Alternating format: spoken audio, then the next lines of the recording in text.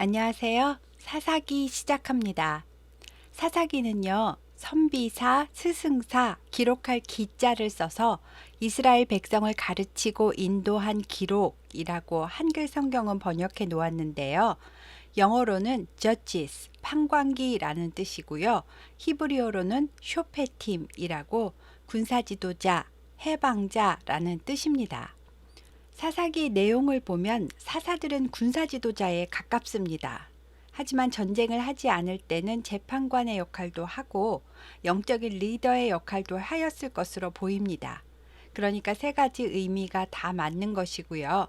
사사기는 여호수아 죽음 이후에 세워진 12명의 지도자들 이야기라고 생각하시면 되겠습니다.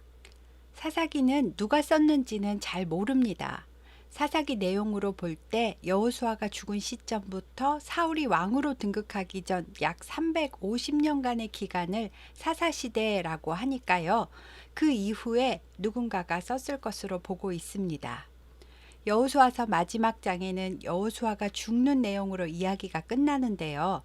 사사기는 1장 1절부터 여호수아가 죽은 후에라고 시간이 연결되어서 이야기를 시작합니다.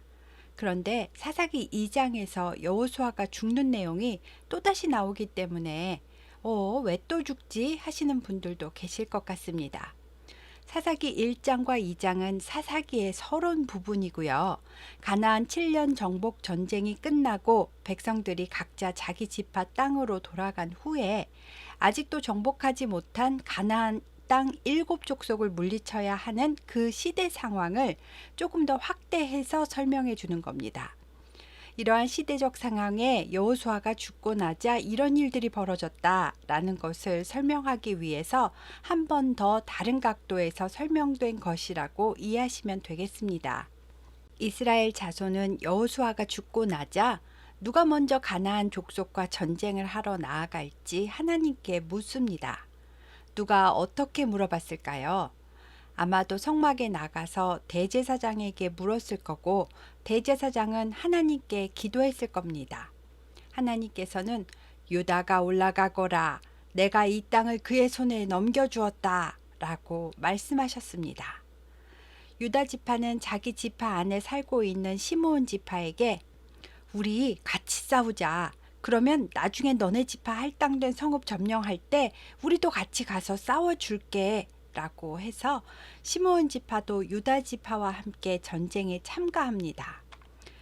전쟁한 그 장소에는 가나안 족속과 브리스 족속이 살고 있었는데요.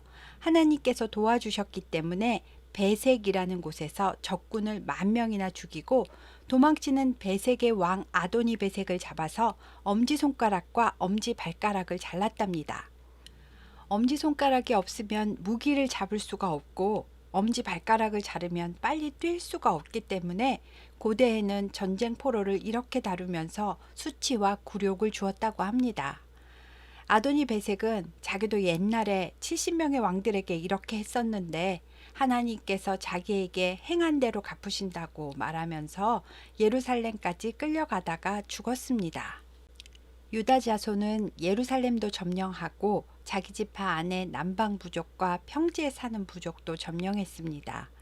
그리고 헤브론, 즉 기럇 아르바도 점령하는데요. 이것도 여호수아서에서 갈렙이 점령했던 곳이잖아요.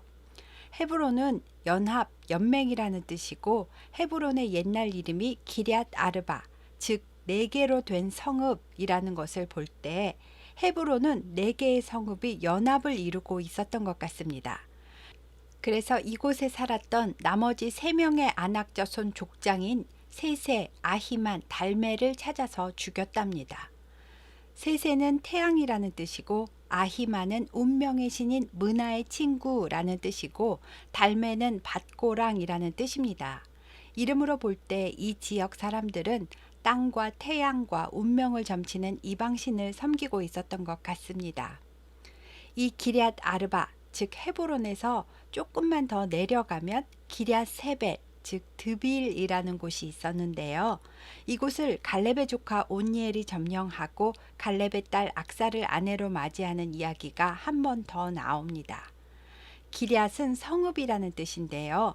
성경을 읽으시다가 기럇 바알, 기럇 여아림 이런 지명이 나오면 바알의 성읍 이렇게 이해하시면 됩니다.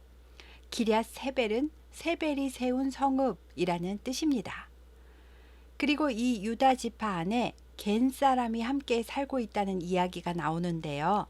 겐 사람은 미디안 사람 중에서 모세의 장인인 이드로의 종족입니다. 모세의 처남 호밥도 가나안에 같이 들어왔었고 땅 분배는 따로 받지 못했지만 유다 지파 땅 안에 함께 섞여 살고 있음을 알 수 있습니다. 시므온 지파와 겐 사람은 나중에 하나가 되어서 그냥 하나의 유다 지파가 됩니다. 영적인 관점으로 본다면 유다 지파는요, 예수님의 조상 지파로 행군할 때도 선두에 서고 전쟁할 때도 제일 먼저 나갑니다. 모세의 축복 명단에서도 이름이 빠질 정도로 저주받은 시므온 지파도 자기 영내에 품고 있고요.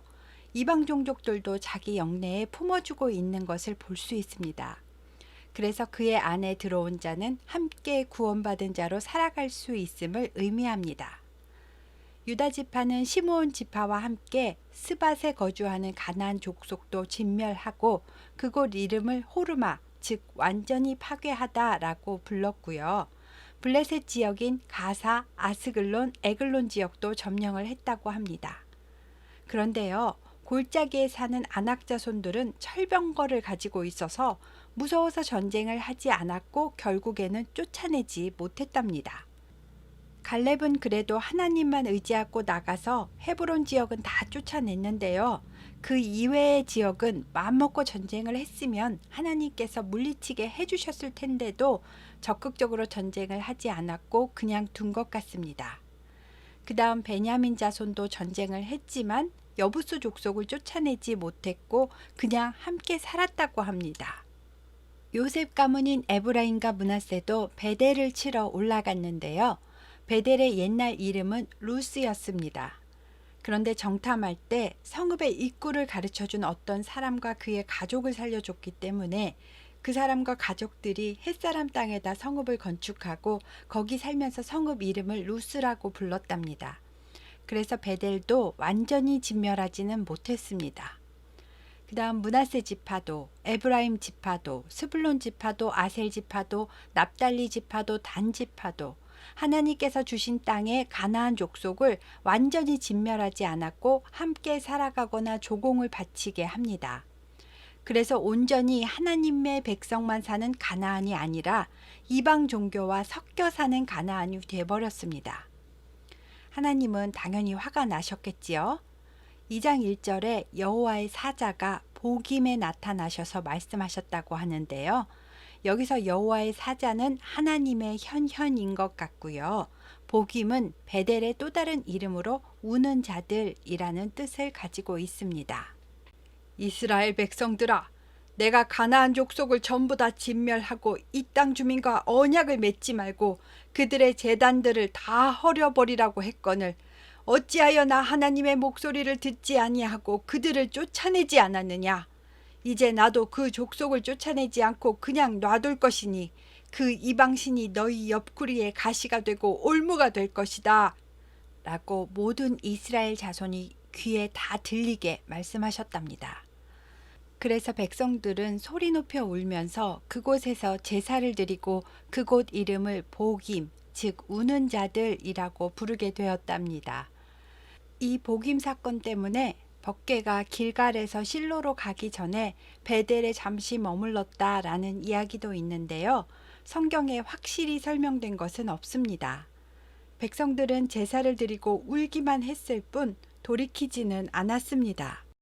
진멸할 힘이 있음에도 불구하고 이방 민족들을 끝까지 쫓아내지 않았고요. 경제적인 이득을 생각해서 조공을 바치게 합니다. 지금이야 이스라엘이 강하니까 조공을 바치겠지만 상황이 역전되면 그때는 이것이 올무가 되어 역공격을 당하게 되는 겁니다. 그리고 바로 뒤에 여호수아가 110세에 죽었다라는 이야기가 나옵니다. 이제 가나안에 처음 입성한 세대는 다 죽었고 그 이후에 가나안에서 태어난 세대는 여호와가 누구신지도 모르고 하나님께서 이스라엘을 위해서 행하신 일도 몰랐다고 합니다. 하나님이 계시다는 것은 알았겠지만 그냥 우리의 신은 하나님이다 정도로, 우리로 치면 당군이 우리 조상이다 정도로 지식적으로만 아는 것이지 하나님과 교통하는 직접적인 관계가 없다는 것을 말합니다. 분명히 실로의 성막이 있고 레위인은 각 처에 48개 성읍으로 나누어 흩어져 살면서 자기가 속한 지파 백성들에게 말씀을 가르쳐야 했습니다. 그리고 절기를 지키면서 율법책을 낭독하고 모든 하나님의 이적과 사건들을 기념하면서 신앙의 쉐마 교육이 이루어졌어야 맞는 건데 이 율법대로 행하지 않았다는 겁니다. 이스라엘 자손은 하나님께 예배하지 않았고 하나님께 11조도 하지 않았고, 따라서 레위인들은 생활이 제대로 이루어지지 않았을 것이고 신앙교육보다 자기들 살기가 더 급급했을 겁니다.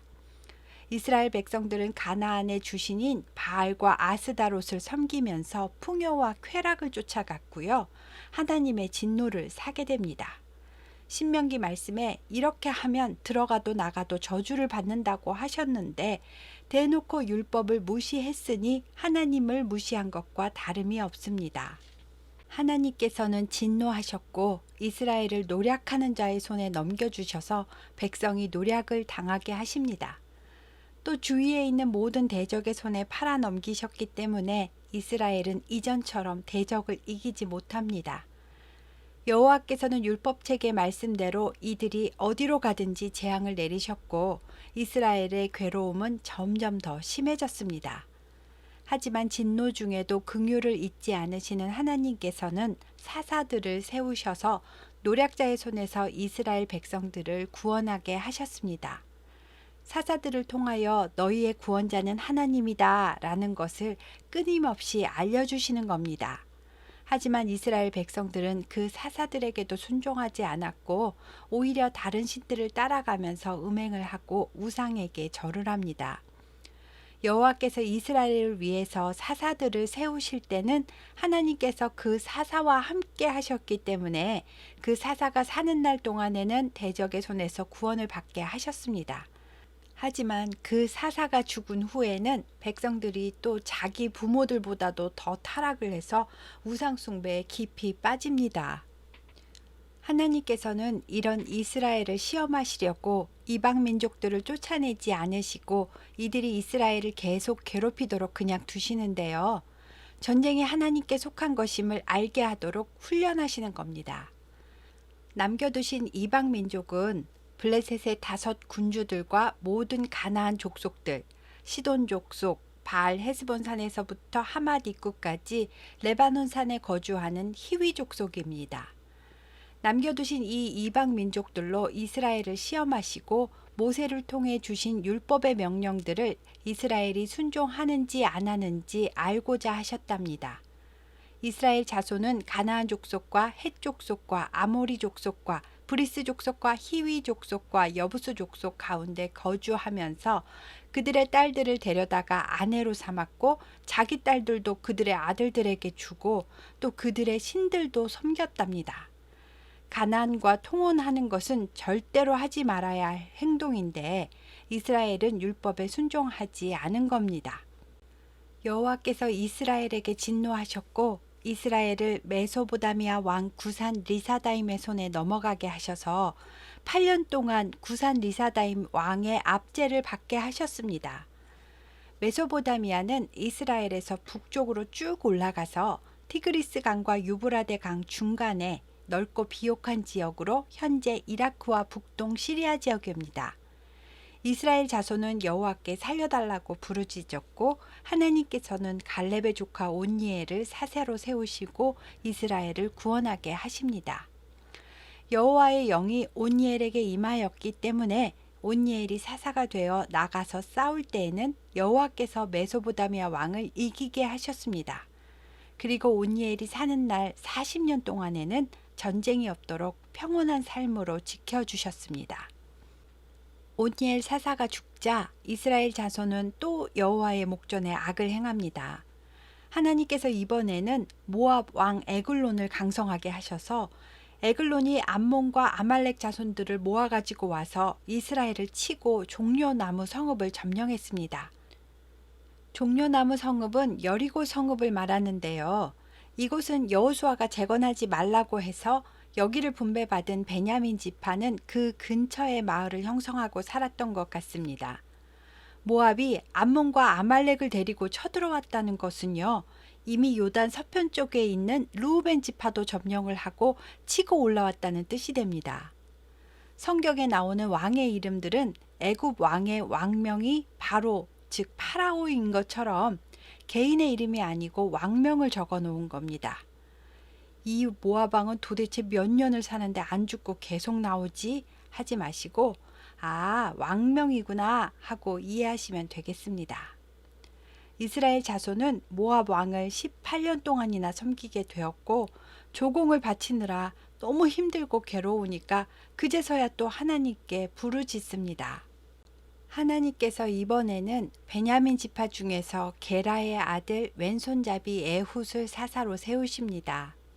여기서 왼손잡이라는 것은요, 오른손에 장애가 있어서 오른손을 잘 못 쓰는 사람을 말합니다.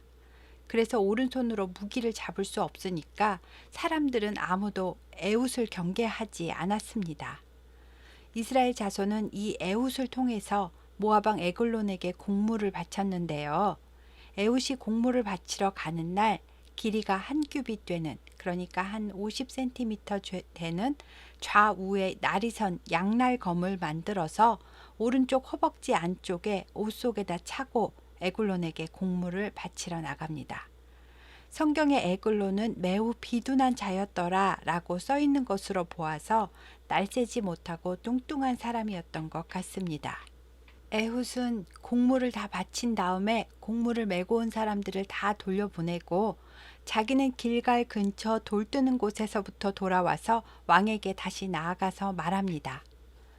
왕이여, 제가 왕께 말씀드릴 은밀한 일이 하나 있습니다. 하니까 왕은 부하들에게 다 나가라고 지시했습니다.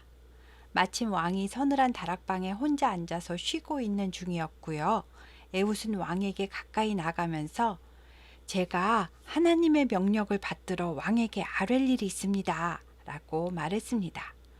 그래서 모압 왕이 앉았던 좌석에서 일어났고 그 사이 에훗은 재빨리 왼손을 뻗쳐서 오른쪽 허벅지 위에서 칼을 빼내서 왕의 몸을 힘껏 찔렀습니다.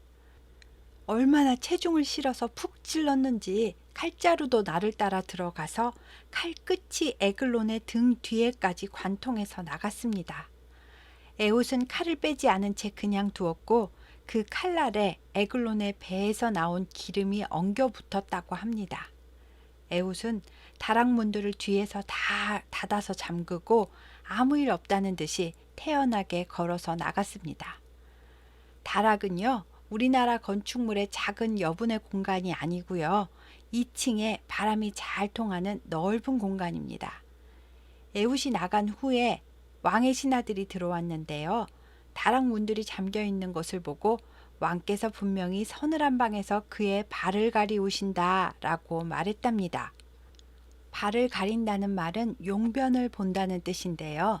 왕이니까 용변을 보는 요강 같은 것을 가져다 두었는지 왕이 시원한 다락방에서 쉬면서 볼일을 보고 있다고 생각했던 것 같습니다.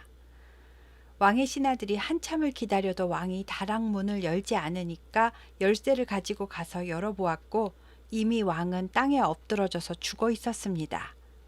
그 사이에 에훗은 돌 뜨는 곳 길가를 지나서 스이라로 도망갔습니다. 돌 뜨는 곳이란 돌을 조각하는 곳을 말하는데요. 아마도 신상을 조각하고 있었던 것 같습니다. 길갈은 요단을 건넌 후에 강돌 12개를 세우며 기념했던 곳이고 할례를 받았던 곳이고 가나안의 첫 성막을 세웠던 곳인데 이렇게 우상의 형상을 조각하는 곳으로 변질되어 버렸습니다. 에훗은 계획된 대로 에브라임 산지에서 나팔을 불었습니다. 이스라엘 자손은 산지에서 에훗을 따라 내려왔고 에훗은 선두에 서서 말합니다. 나를 따르라. 여호와께서 너희의 원수들인 모압을 너희 손에 넘겨주셨느니라 하였습니다. 왕이 죽었으니까 모압 병사들은 요단강을 건너서 다시 자기 나라로 건너가려고 했었고, 이스라엘은 요단 나루를 장악하고 모압 병사들을 다 찾아서 약 10,000명을 다 죽였답니다. 이 모압의 병사들은 힘이 장사였고 모두 용사들이었다는데, 이들이 다 죽었으니까 모압은 굴복하고 항복했습니다. 그래서 이때부터 에훗이 살아있는 80년 동안은 이스라엘에 전쟁이 없이 평온하게 살 수 있었다고 합니다. 에훗이 죽은 후에는 아낫의 아들 삼갈이라는 사람이 사사가 되었는데요. 이 사람은 얼마나 힘이 셌던지 소나 양을 몰 때 쓰는 긴 막대기로 블레셋 사람을 600명이나 죽이고 블레셋의 압제에서 이스라엘을 구원했다고 합니다. 80년을 통치하던 에훗이 죽고 나니까 이스라엘 자손은 또다시 우상숭배의 길로 빠집니다. 하나님께서 이번에는 갈릴리 호수 근처에 하솔에서 통치하는 가나안 왕 야빈의 손에 이스라엘을 팔았습니다. 팔았다라는 표현은 이스라엘을 도와주지 않으시고 적군이 이기게 하셨다라는 뜻입니다. 하솔의 군대 장관은 하롯의 탁고임에 거주하는 시스라라던 사람이었는데요. 야빈 왕은 철병거 900대를 가지고 이스라엘을 점령하고 20년 동안이나 심하게 학대했답니다. 속국이 되어서 조공을 바치며 고통을 20년 동안이나 받게 되니 이스라엘은 또다시 하나님께 부르짖습니다. 그때 라피돗의 아내 여선지자 드보라가 이스라엘의 사사가 되었습니다. 그는 에브라임 산지 라마와 베델 사이에 있는 종려나무 아래에 거주했었고, 이스라엘 자손은 드보라에게 나아가서 재판을 받았답니다. 라마는 베냐민 지파에 속해 있고 베델은 에브라임 영토의 경계선에 있습니다. 어느 날 드보라가 사람을 보내서 아비노함의 아들 바락을 부릅니다.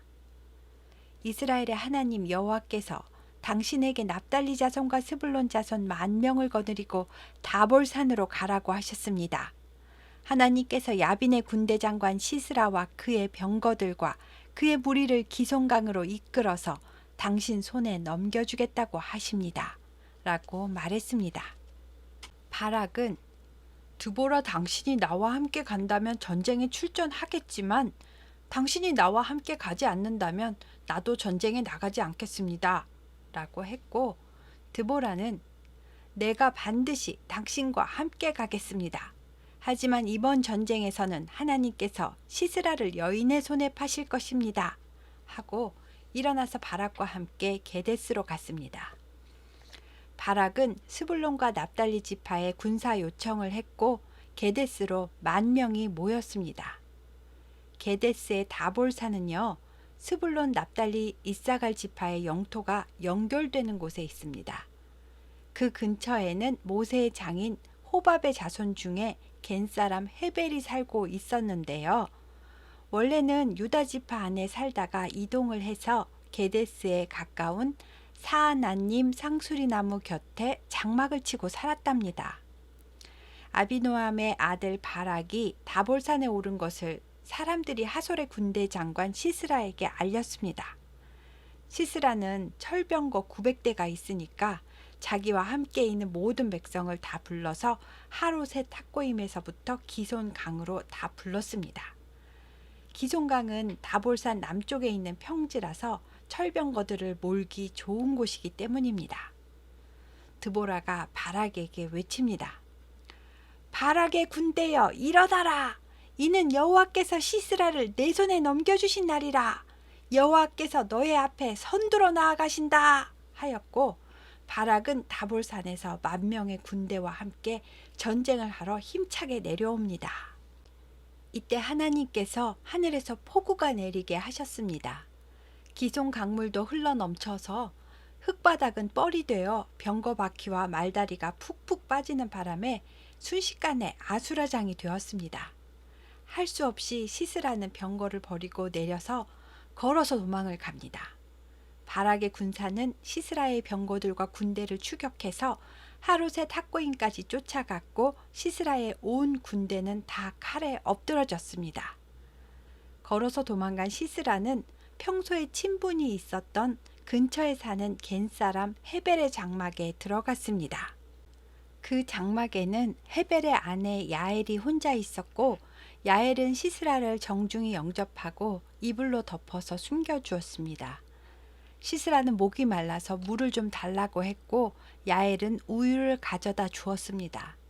우유를 마시고 야엘에게 장막문에 서 있다가 누가 물어보면 아무도 안 왔다고 모른다고 말하라고 하고 야엘을 믿고 이불을 덮고 숨은 김에 피곤하니까 누워서 깊이 잠이 들었습니다. 헤벨의 아내 야엘은 장막 칠 때 쓰는 말뚝을 가지고 손에 방망이를 들고 잠든 시스라에게 조용히 다가가서 말뚝을 그의 관자놀이에 힘껏 한 번에 꽝 박았습니다. 시스라는 순식간에 기절하여 죽었고 야엘은 시스라를 추격하던 바락을 맞이하여 시스라의 시체를 보입니다. 여자 혼자 있는 집에 들어가서 남자가 이불을 덮고 자는 것은 아무리 친분이 있는 사이라 하더라도 당시로서는 나중에 상당히 오해받을 위험이 큰 상황이었기 때문에 이스라엘이 추격해 온다는 것을 알았던 야엘은 자신을 지키기 위해서 이러한 행동을 했던 것으로 보입니다. 군대 장관인 시스라도 죽고 철병거 군대도 다 전멸하고 하나님이 함께 하셨기 때문에 힘을 잃은 하솔왕 야빈은 항복을 했습니다. 이스라엘 군대는 가나안 왕 야빈을 점점 더 눌러서 마침내 가나안 왕 야빈을 진멸하였답니다. 그리고 5장에서 드보라와 바락이 하나님을 찬양하는 노래를 부릅니다. 드보라는 40년 동안 사사로 살았고 40년 동안은 이방의 압제가 없이 평온하게 살 수 있었답니다. 여기가 5장까지 이야기고요. 1, 2장의 사사시대의 시대적 배경과 3장에서 5장까지 온니엘, 에훗, 삼갈, 드보라 4명의 사사에 관한 이야기였습니다. 감사합니다.